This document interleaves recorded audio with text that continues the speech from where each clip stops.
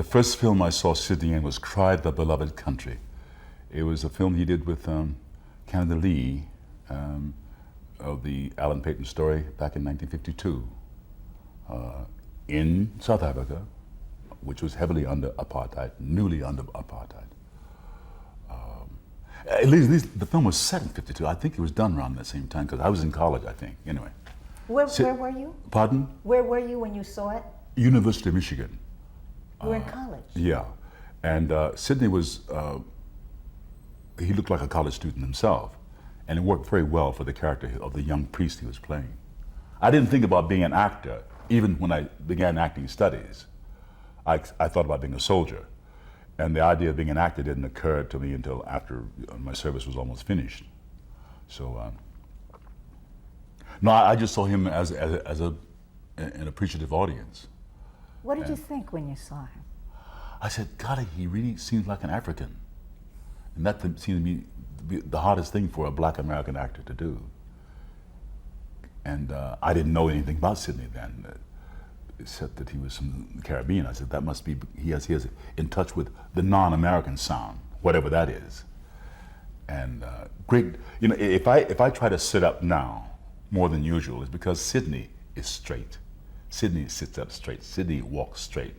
He inspires us to all stand up straight, you know. So, but he was standing up straight in that film, and the combination of him and Canada was just wonderful. What did seeing him and Canada up there mean to you?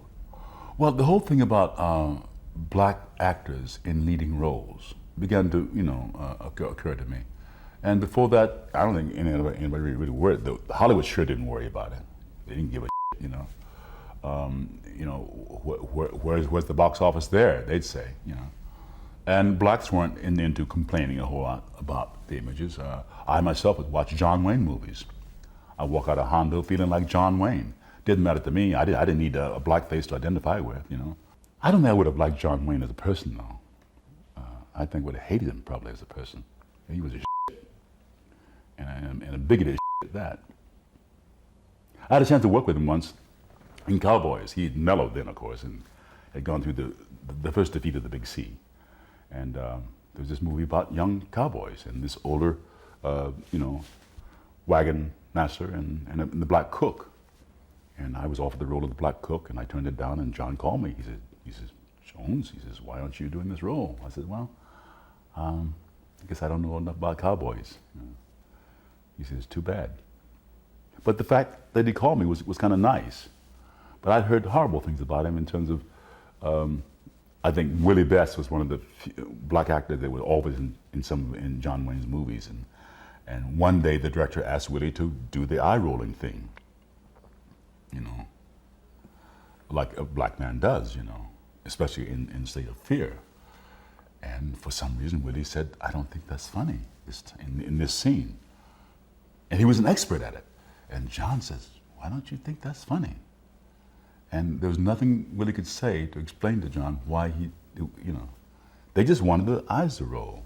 There was something that was missing in the American spectrum when I saw Jeff Chandler playing all the Indians, and not a real Indian. And I knew I was raised among Chippewa Indians, and I knew what they looked like and what they, how they were different culturally. And I kept wondering why can't I see them playing Cochise and so on. And Sidney and also Harry, both being from the Caribbean, that was somehow much more feasible in a way because they weren't American black men. They were in touch with a different reality than guys like me from Mississippi, you know. And what was your reality? Their reality? Your reality. Oh, mine. Mine was if I stayed in Mississippi, I would have been castrated, probably psychologically. I would not have been allowed at that age, from my puberty on.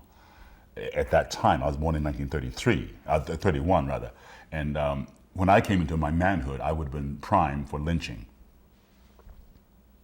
Because I think all women are beautiful, and I would have ogled women regardless of their color. And as Emmett Till would have gotten into a whole lot of trouble, you know. That's not the only thing, the most important thing about segregation and discrimination, but it's just one that I always think about. If I hadn't moved to the North, I could easily have been a target. That was our orientation. And Sidney and Harry came to this country with a whole different orientation, and not just in their lifetimes, in the whole spectrum of the African in this hemisphere. The Africans in the Caribbean were treated much more like prisoners, which means with more dignity. And the Africans in the USA, under a Protestant ethic, were treated like animals because the Protestants couldn't admit that they were doing this to another fellow human being. So they switched the whole focus. Say, well, this is only a half of a person with no soul. You can all the slave girls you want to do and shoot all the big black bucks you want to do, and it didn't really matter. But what did you mean? And that was what the Mississippi orientation set me in, you know. What do you mean they were treated like prisoners in the Caribbean? Much more. Well, they had a soul. They were complete people. They were just in bondage. That's all. Bondage was the only thing. The difference today between a prison that treats you, you know, with not respect, but as a total person, and gives you a total life, gives you something to do in prison, as one that treats you like a child or not a total human being, and treats you and gives you nothing. That was the difference, and it all was about the Protestant ethic. Catholic countries didn't have quite the same problem. The French of Canada, the way they treated the Indians there, were not quite the same any more than it was horrible, but not the same. A robbing of the soul. The Catholics of South America. Right. Same. Back when actors like Lou Gossett and Raymond St. Jacques, actors of my generation, who were not that much younger than Sidney, it's just we were getting a little later start than he was, and didn't have quite the Roman candle, wonderful star shining. But Sidney would give us court now and then.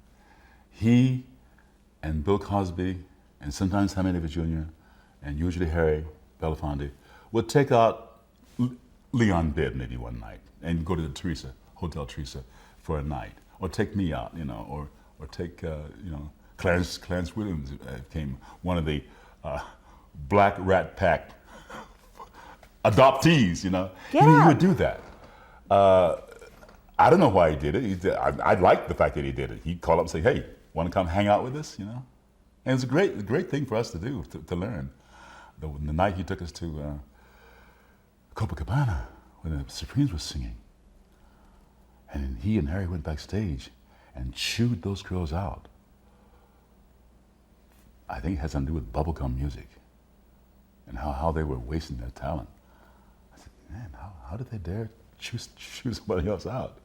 But they were on a mission then. They around the time they'd come back from Europe with this condemnation of Europe about it being decadent, and how, whereas African Americans used to think of Europe as the place to go for elevation and for freedom and to soar, they said, no, don't kid yourself. There's a lot of decadence over there. I mean, so they were on a mission, and they were being godfathers in a way. And it's something I would not have done, would never do. And I'm glad they didn't do it to me. But they did embrace us. They did the next crop of actors. They embraced us very, lovingly.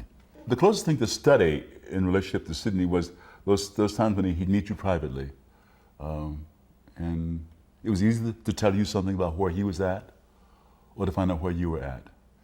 In one of those sessions, he said to me, don't rush to Hollywood because they will take you there for what you are, not for what you can become.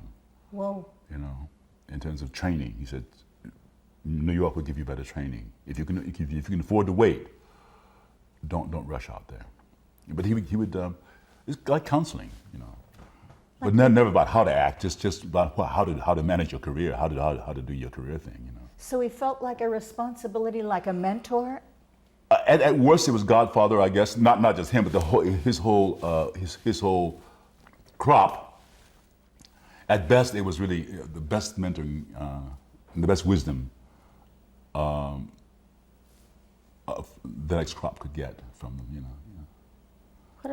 What a dear thing to do. Yeah. You've only worked together in 2 movies. He directed you in A Piece of the Action in 1977. Yeah. What was that like? Like Sidney is straight and carries dignity with him, he brought that to the film.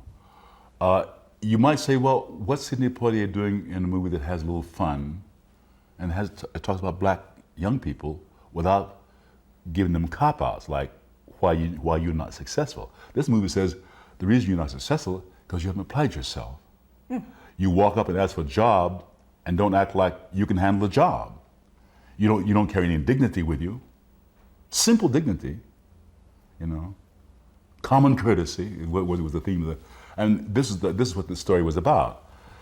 And I think Sidney always made sure that if his character didn't have dignity, that somehow the whole message of the story, if you can say a message, did have a theme that he could be proud of. And that was one example. And he and Bill had a lot of fun. I mean, they were hoodlums in the story, and yet they were heroes. And so how was it? How did he direct you? Very simple. I don't remember a whole lot. I remember one scene that was crucial because I was so busy wearing my hat, my detective hat, that I didn't think of anything else. How was my hat sitting? And there's something he wanted out of me in terms of how my character was finally joining with them rather than manipulating them. And I wasn't getting it. And I don't remember what he wanted, or I don't remember what got in my way. It was a moment I know when he was like that. When I knew that something had missed. I missed something. He wanted something. And I never asked him what it was,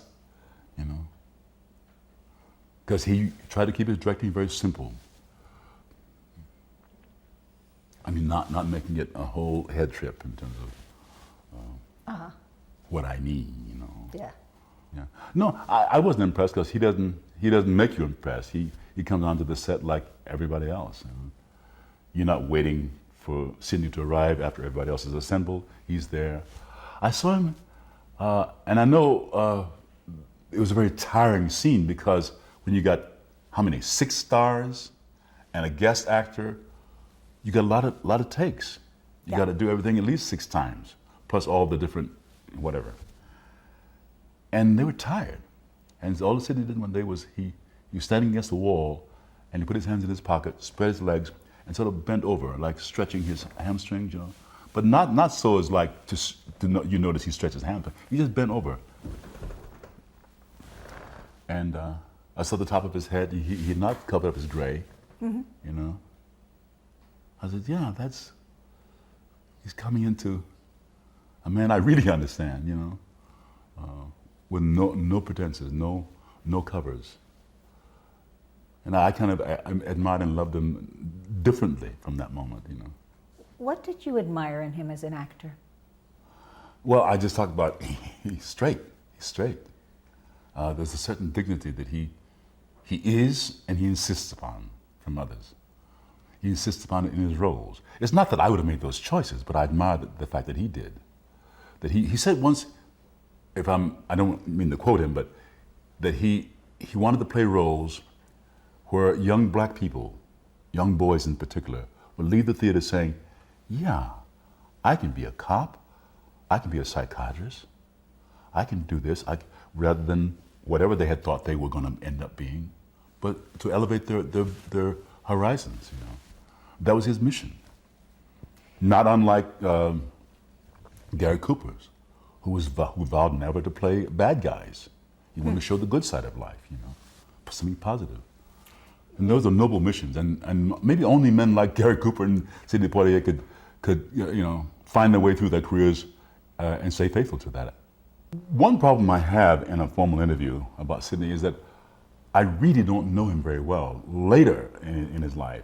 I mean, after those days when he would counsel us and so on, and we'd hang out together, I've gotten to know him a little better recently because his wife and my wife get along, and it's nice to go out with him.